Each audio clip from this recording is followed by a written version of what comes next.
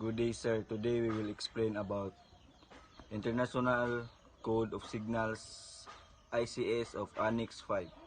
Refers to a specific part of the broader International Code of Signals, which is a standardized system for communication between ships and aircraft, primarily for safety at sea. Here's a breakdown. International Code of Signals ICS. This is a comprehensive system developed and maintained by the International Maritime Organization (IMO) to facilitate communication regarding safety of navigation and persons at sea, especially when language barrier exists.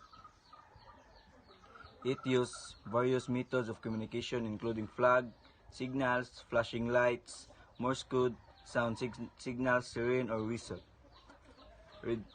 radio telephony, and radio telegraphy. The ICS is designed to convey urgent, general, and medical messages using pre-defined signals. Annex 5. While the International Code of Signal itself is a single volume, it contains different sections. When the mention Annex 5, it strongly suggests a reference to a specific regulation or a particular parts of ICS that is designated as an annex with a larger document. For example, within the context of maritime regulation, Annex 5 often refers to MARPOL.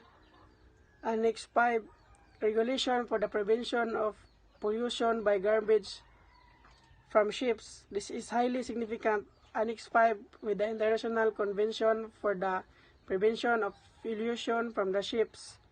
While it doesn't directly deal with the communication system of the ICS, it does set regulation for how garbage should be handled on ship to prevent marine pollution. Ships are required to comply with these regulations, and the ICS might be used to communicate compliance or issues related to pollution.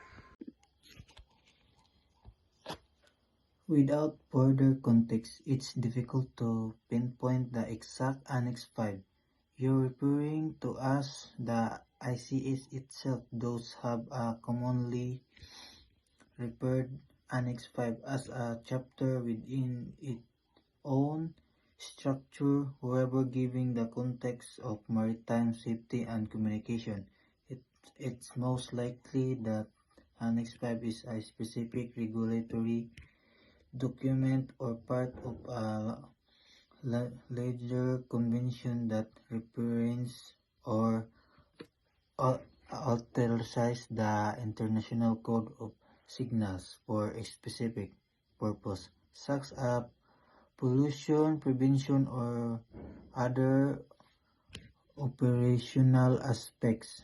Therefore, International Code of Signals (ICS) of Annex 5 would imply using the standardized communication methods of the ICS to convey message or information related to the specific regulation or procedures outlined in Annex 5 of a relevant time convention.